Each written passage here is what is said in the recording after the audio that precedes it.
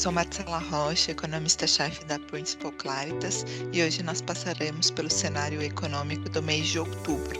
Como de costume, falaremos a respeito do cenário global e depois a respeito do cenário doméstico.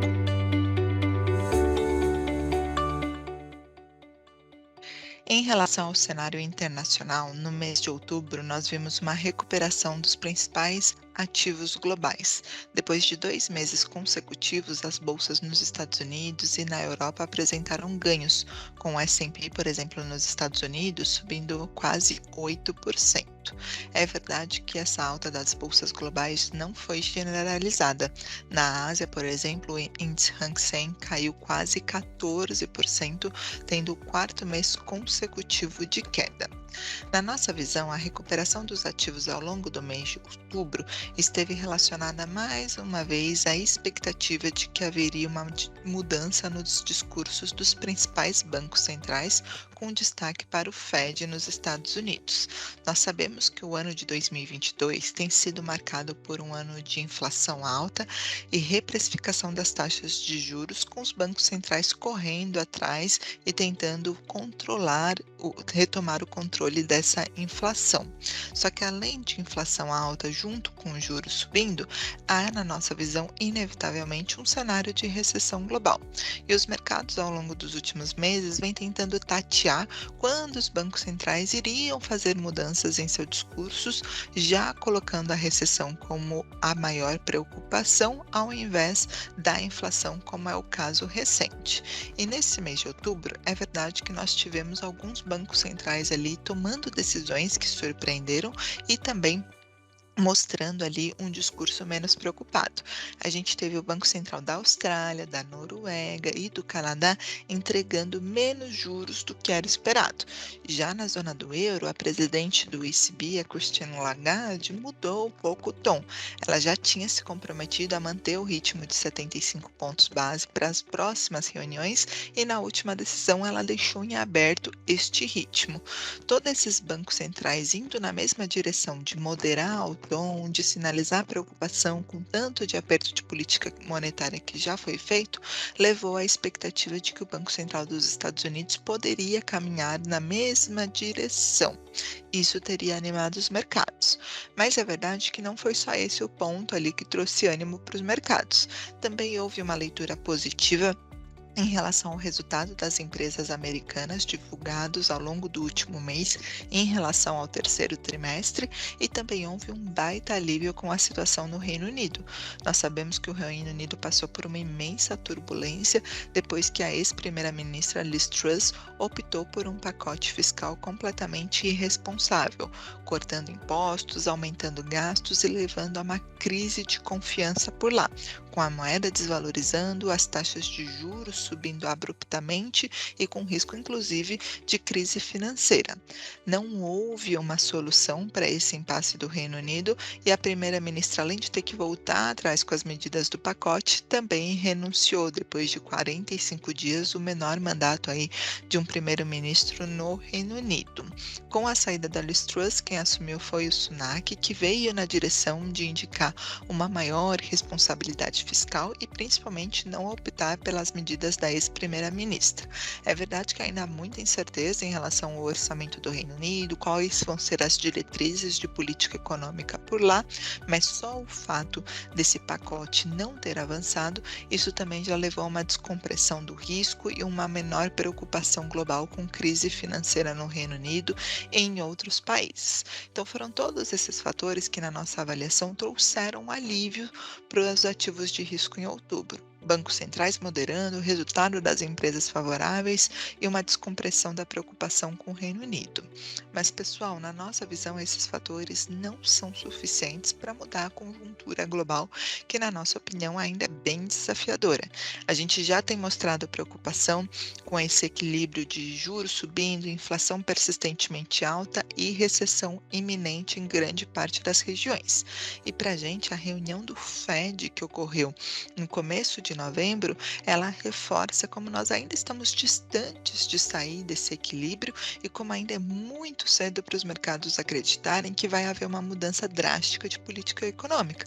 O Banco Central dos Estados Unidos optou novamente por subir a taxa de juros em 75 basis points, o que era esperado, e é verdade que o Fed fez uma mudança importante ali no seu comunicado, dando mais peso para o efeito defasado de política monetária. Afinal, o aperto que já foi feito até agora não é menosprezível e o Fed deve levar isso em consideração.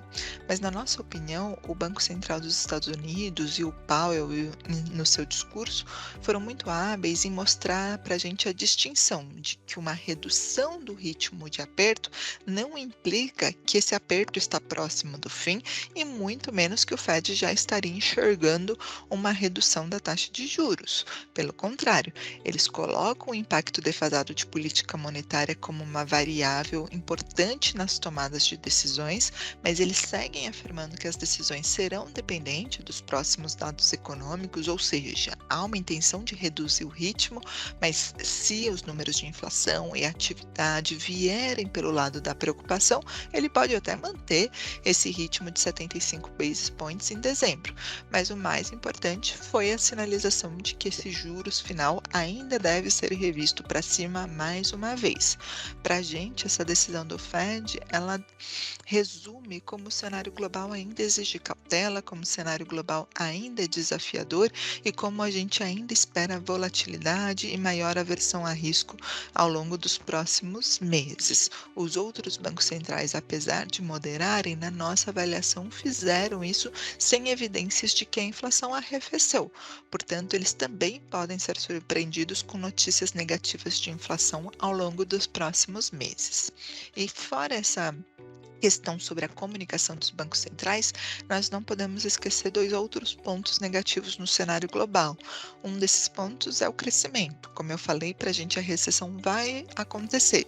Claro que tem uma distinção entre as regiões. Por exemplo, nos Estados Unidos, a gente ainda vê uma resiliência muito forte do crescimento econômico, né? O PIB do terceiro trimestre deve acelerar, a gente vê ainda a taxa de desemprego muito baixa, ritmo de criação de vagas ainda forte.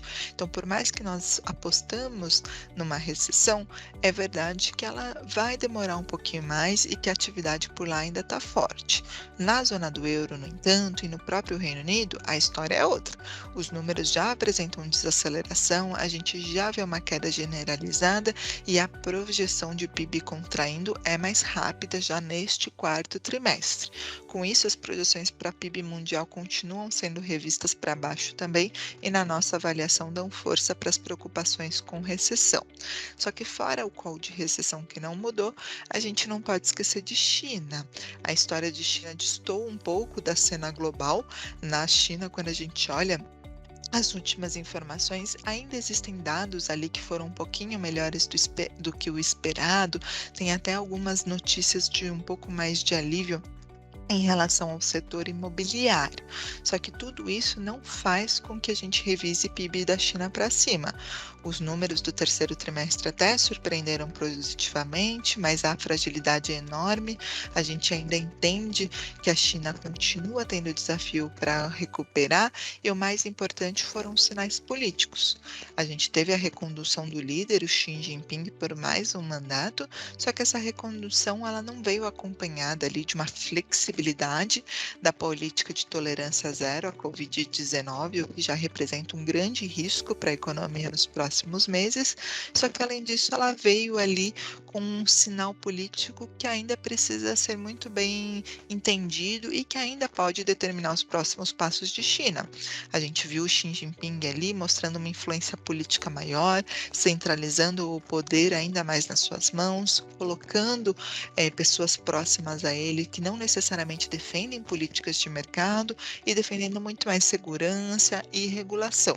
Não que isso tenha implicações imediatas, mas mostra ali a China um pouco afastada dessa conjuntura e, portanto, não contribuindo para diminuir essas preocupações com recessão, inflação global global e toda essa conjuntura desafiadora. Por isso que nosso cenário global segue muito cético e por isso nós acreditamos ainda que o cenário dos ativos de risco deve ser ainda de muita volatilidade, aversão e ruídos ao longo dos próximos meses. Para nós mudarmos a nossa visão, precisaríamos ver sinais mais claros de descompressão da inflação global, pessoal.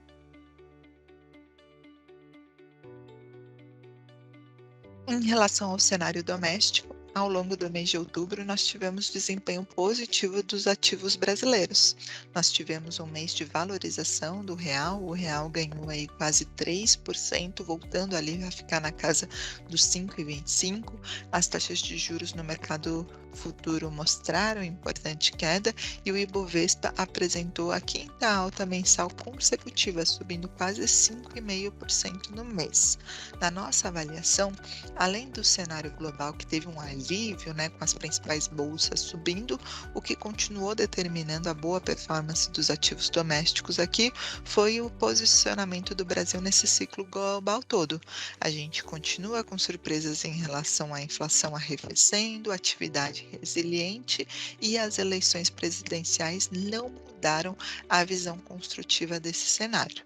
Além disso, nós não podemos esquecer do fluxo do investidor estrangeiro para o Brasil. Até setembro, a entrada de capital estrangeiro já era forte, mas outubro, mesmo sendo um mês de incerteza por conta do pleito presidencial, foi um mês de entrada relevante.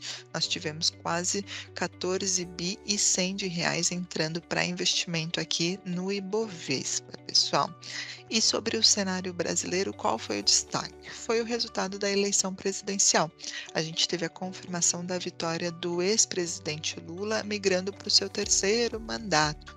O Lula era o favorito de acordo com as pesquisas, apesar da disputa ali no primeiro turno ter sido muito mais acirrada do que essas pesquisas indicavam, e a vitória dele no segundo turno ter sido a mais disputada em toda a história, a gente não pode dizer que a vitória do Lula surpreendeu, porque isso já era considerado em grande parte aí dos balanços.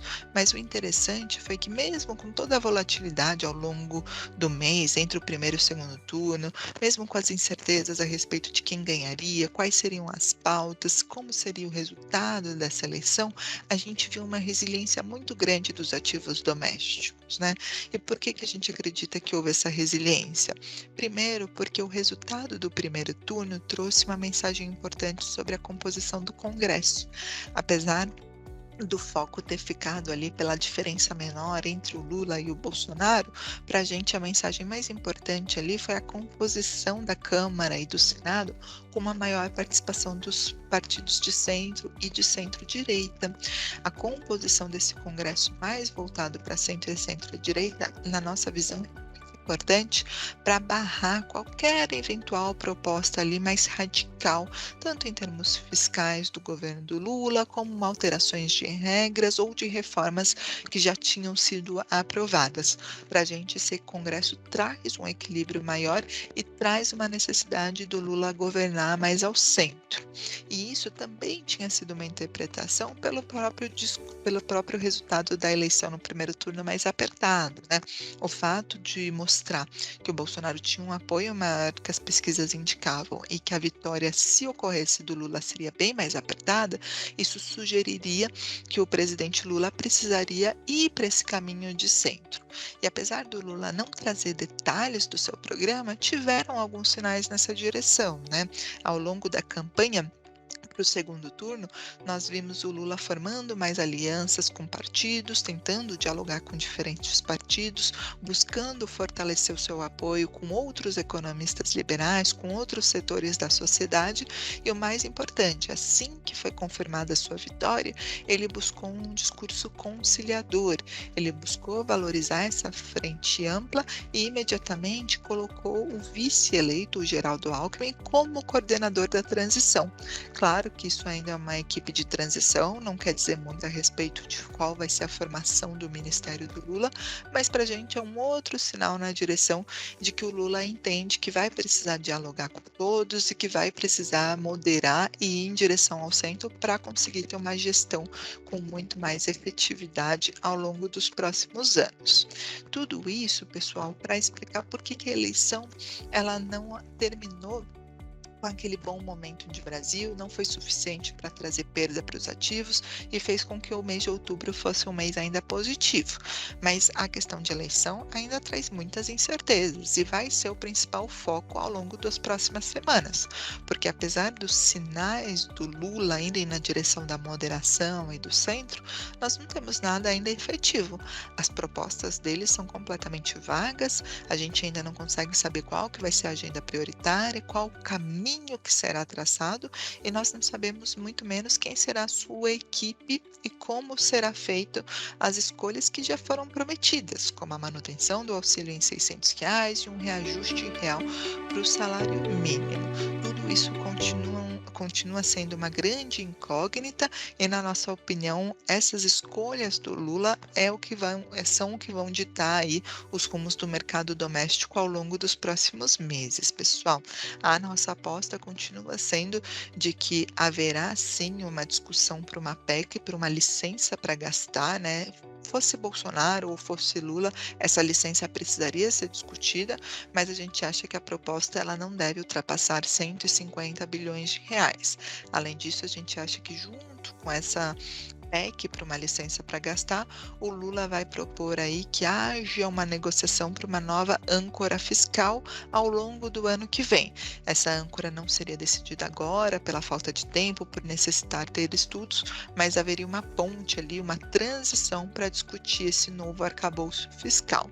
E tudo isso nós acreditamos que será feito com a escolha de um ministro da Economia que tenha mais o cunho político, algum dos ex-governadores ali do PT, alguém que já tenha tido trânsito no legislativo e que seja da confiança do Lula. Mas isso não significa que seria alguém que não iria pelo caminho da responsabilidade fiscal. A gente acredita que caso seja esse perfil político, ele seria conjuntamente anunciado junto com um segundo escalão ali de técnicos econômicos respaldados pelo mercado. Claro que o cenário alternativo hoje seria um nome mais liberal como o do Meirelles, mas a gente ainda acredita que o mais provável é um nome político vindo de lá. Só que, como eu falei, ainda é uma incerteza e nós não temos ainda convicção de que esse será o caminho, por isso os mercados esperam essa resposta. E aí, enquanto nós esperamos essas sinalizações do Lula, definições importantes, e corremos aí contra o relógio para conseguir aprovar essa licença e colocar em prática todas essas promessas, as notícias econômicas ainda são boas. Pelo lado da inflação, a gente teve a prévia do IPCA de outubro, mostrando que a sequência de deflações ficou para trás. Com isso, o IPCA de outubro já volta para o campo positivo. Isso já era esperado, né? Porque a queda dos combustíveis parou de ter efeito favorável para a inflação, a questão do ICMS já teve todo o seu impacto computado. Então, já era esperado o fim dessa deflação. Mas mesmo com isso, as expectativas para esse ano continuam caindo e o mais importante é que o balanço de riscos para a inflação ao longo dos próximos meses, na nossa visão, continua melhorando. Claro que serviços ainda é o ponto de preocupação, a atividade econômica está resiliente, o mercado de trabalho está aquecido, mas quando nós olhamos para alimentos, para preços industriais, a gente consegue ver uma descompressão. Além disso, a inércia mais favorável por conta da inflação mais baixa esse ano deve contribuir para 2023. Então, nós tivemos queda das expectativas para esse ano e para o ano que vem, sem mudar 2024. Isso, na nossa opinião, só reforça a manutenção da taxa Selic em 13,75, que foi a decisão do Copom da última reunião, confirmando de fato que o ciclo de aperto monetário acabou. Só que apesar do Copom ter essa trégua em conseguir manter a Selic em 13,75, para nós as expectativas ainda acima da meta e todas essas incertezas fiscais e globais que eu comentei fazem com que o Copom tenha que manter um tom duro. E o Banco Central fez praticamente um copy-paste na sua última decisão e continuou sinalizando que além da Selic poder ficar estável por um período prolongado, eles não descartam a hipótese de ter que subir novamente a taxa de juros. Não é nosso cenário, mas a gente avalia que é muito prudente o Banco Central manter esse tom vigilante, porque com isso ele contém qualquer euforia ali precipitada a respeito de um cenário de corte e ele evita novas expectativas deteriorando nesse cenário de incerteza que a gente comentou. Por fim, pelo lado do crescimento econômico, a gente teve algumas evidências de que o crescimento começa a moderar. Os dados do IBCBR de agosto mostraram queda, uma queda de 1,1%, a produção industrial de setembro caiu e os dados de confiança de outubro também apresentaram retração. Na nossa visão, tudo isso vai na direção que a economia tem que perder fôlego em linha com os efeitos defasados de política monetária. Mas mesmo com esse arrefecimento, nós ainda não mudamos projeção para PIB. O terceiro trimestre ainda deve ter um crescimento de 0,4%, de acordo com as nossas estimativas, e o ano deve ficar para perto de 3%. Claro que a maior discussão é a respeito de 2023. E aí, por conta desses mesmos efeitos defasados de política monetária, por conta desse cenário global, a gente espera que haja um arrefecimento do PIB. Mas na nossa visão, como a gente acredita que a âncora fiscal será renegociada, não haverá irresponsabilidade e que o Brasil ainda se beneficia do ciclo de investimento em commodities e de uma foto do mercado de trabalho ainda favorável, a gente acredita que é possível evitar uma recessão ano que vem e o Brasil crescer cerca de 1%. Só que essa projeção ela ainda corre muitos riscos. Afinal, a grande dúvida no cenário doméstico é qual será o rumo de política econômica adotado pelo Lula. E as próximas semanas serão essenciais na nossa visão para entendermos isso. Esse é o nosso cenário doméstico do mês de outubro. Nossa equipe econômica e nosso time de marketing está à disposição para tirar quaisquer dúvidas de vocês. Obrigada e até o próximo mês.